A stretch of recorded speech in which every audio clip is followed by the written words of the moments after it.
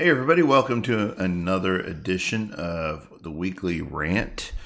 It is Monday morning. Hope y'all had a great weekend. This is Robert Trimbath, CTO for AIO Integrations. Going to try and keep it short and sweet, but a lot of good information for you guys today. Check it out. Something that I've been talking about for a while here is that we often talk to Apple users, and they always tell us about how they bought Apple. They invested the money because ransomware can't touch it, malware can't touch it, it doesn't affect it. As of about a year and a half ago, that is not true. It is a very big misnomer. Most ransomware now, a lot of it, especially the big stuff, is what we call operating system agnostic. It means it works in every operating system, even Linux.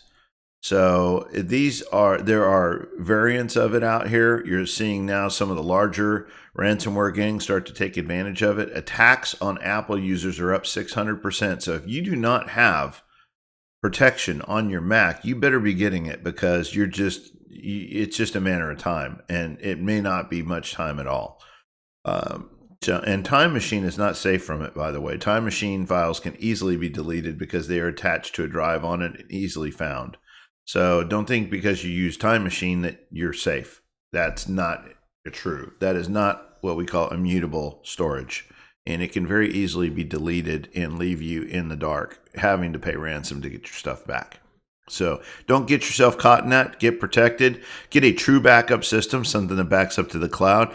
Just so you know, true backup system backs up and disconnects. It is not connected to your computer at all times. That way it cannot be reached. It's called immutable storage. That is storage that cannot be affected or altered by malicious actors. So let's go ahead and get right into the rest of the news. A lot of things going on here. We're seeing ransomware attacks on Apple. Yes, they are on the rise big time. So if you have not paid attention, we've been talking about this, please do so. I'm going to scroll down a couple of headline things here, right here. There is growing concern over ChatGPT. Now, ChatGPT has been licensed by Microsoft Bing, and now they are talking about putting that engine on every copy of Windows 11. I mean, putting it directly on your desktop. That I am not in favor of at all. I don't need I don't need my computer to be independently thinking. I'm sorry, that's not something I need in my life, and I don't think most people do either. I think this is a concern. There's been a lot of people, including Elon Musk, and I think it's 35, I think is the number it's up to now. Experts in the field that talk about we need to take a pause. We need to step back and evaluate what we're using AI for, that it's progressing way too fast, and that we are not really being smart about how we're evaluating. It's funny, there's a ton of movies. I mean, I grew up with movies like Terminator. We have movies like The Matrix. We have all these movies about where AI is taken over and becomes self-aware, and the first thing it does is try and delete humanity. I'm not saying that that's the case. I'm just saying that we need to progress into science that we know nothing about, that we're not sure how it's going to behave or react, and about just making this rush to get there without thinking about the implications of it. I also read about an article over the weekend that was crazy, and they had a guest on the Joe Rogan show talking about it, and Joe Rogan himself was bringing this up, but they're actually in Siberia. They're actually trying to recreate woolly mammoths. It's like Jurassic Park in real life. They are taking Indian elephant DNA and mixing it with woolly mammoth DNA that they have captured, from fossils and things like that. And they are actually they have created a chain of elephant that they are breeding and putting embryos into Indian elephants and trying to birth a live mammoth. So they're literally trying to bring back a real woolly mammoth elephant. I don't know about you, but that scares the crap out of me. I mean, we bringing something back that's been extinct for thousands of years, millions? I don't know how old the dinosaurs are supposed to be, but there's always debate about how old are they. But the fact is I don't think that they're extinct for a reason. I don't necessarily think bringing them back into our life here is such a smart thing. And again, I think we got people playing with things they probably really shouldn't. But let's go ahead and get on. That was just kind of a little fun piece that hit my door. And I say fun in a way it was kind of not something I expected to see. We're also seeing more ransomware gangs uh, basically going after the healthcare, like alcohol and drug recovery units. There have been a few of these breached over the course. There's actually an article on one down here. Indian. This has nothing to do with us here in the States, but they're going after India's education sector pretty hard. But the thing I was going to tell you about was, let me scroll down here real quick. Of course, this is stuff we know about. Here we go. So they're going after alcohol counselors. They actually have been using web trackers to affect 109,000 clients of a alcoholics recovery unit. And this is starting, I think I talked about it last week, but we're finding that these tracking tools date back to 2017. So they've been going after it for quite a while.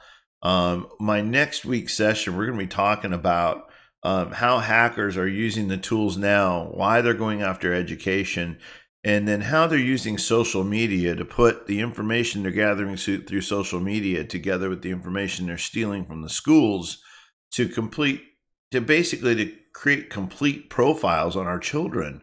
These guys are thinking way ahead of what we think they are, and we need to be aware of that, and we need to educate our children of how to look out for that. So we're going to talk about that next week. So don't miss it. That's going to be in our next week's section. We're going to talk about for the weekly rant. I want to go into something specific today. Most of our thing is going to be centered around the use of apps. Applications. And initially in my headline there were 10 applications that came to my notice that were really common, but now I found out this list has grown to a total of 10 apps on the Apple Store and 75 apps on Google that have passed their security tests and have turned out to be true malware. All right. I mean, actually malware. In other words, they've lied about what they do, and the interfaces are fraudulent into what they do. They bring ads, they collect information, they do things they were not intended or they did not tell Apple or Google they were going to do. And so they're fraudulent, and they are getting shut out of the stores as soon as they can find them. But I've brought you a list of some of these things. This is not a complete list, but this is the top 35 right here. So on Android, we got Walls Light, Wallpaper Pack. We got Big Emoji. These are things that people download without thinking about it. Wallpapers. Look at this. Engine, stock wallpaper. A lot of wallpaper stuff. Art filter. Fat and emojis again. Create sticker for WhatsApp. And I'm not a WhatsApp person. I think WhatsApp is as bad as any of the others like TikTok and Facebook. They're huge privacy violators. I will never put it on my phone. Camera helper.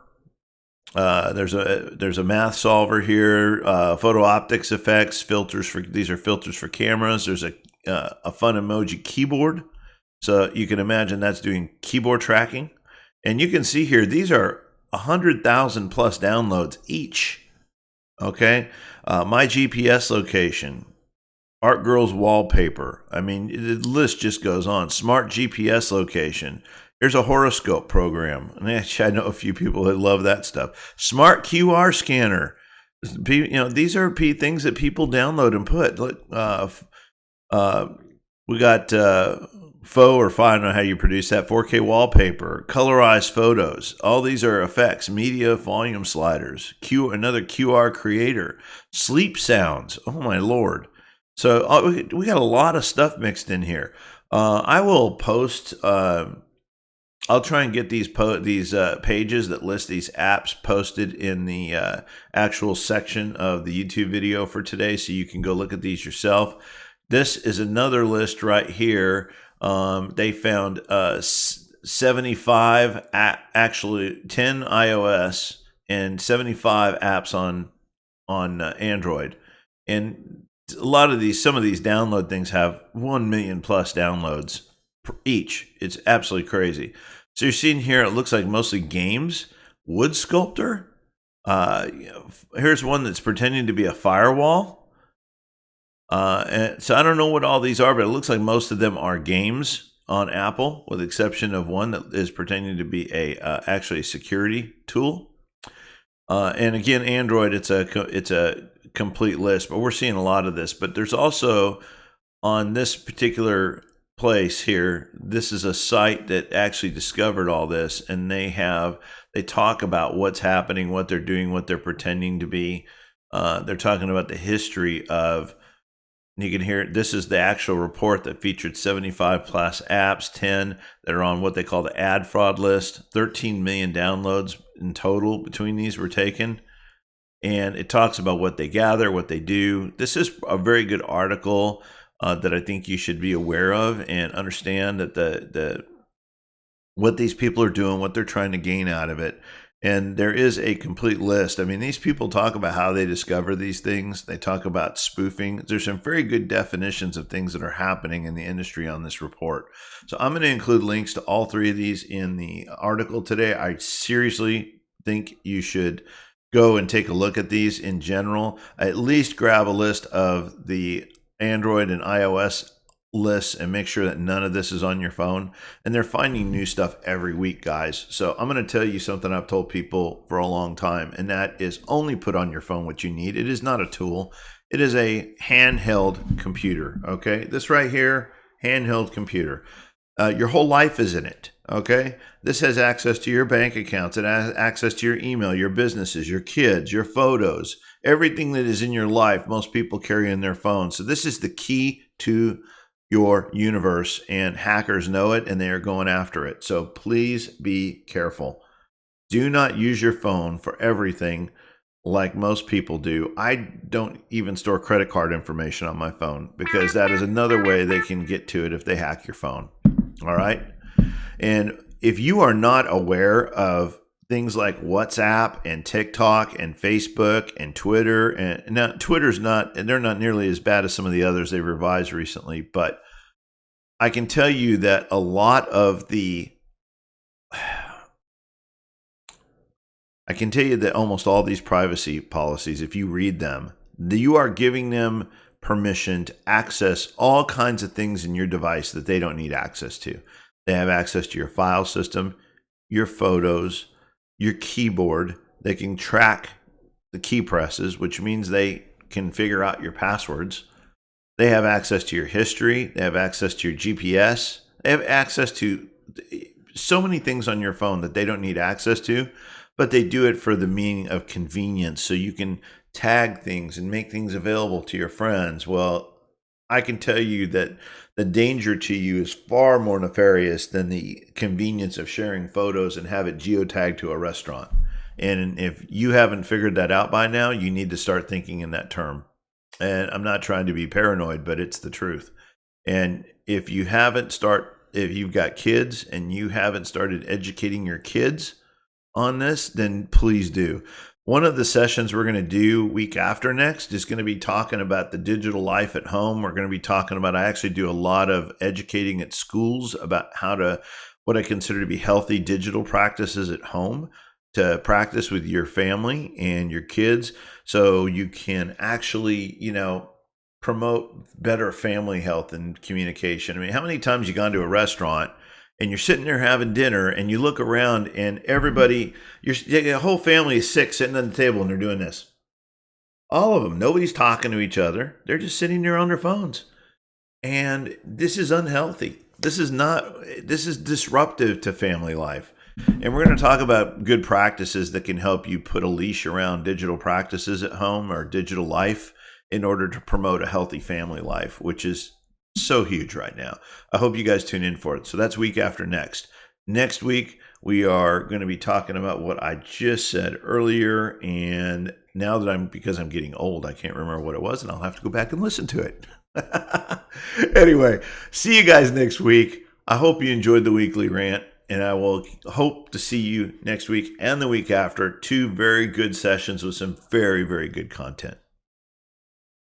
Have a great week.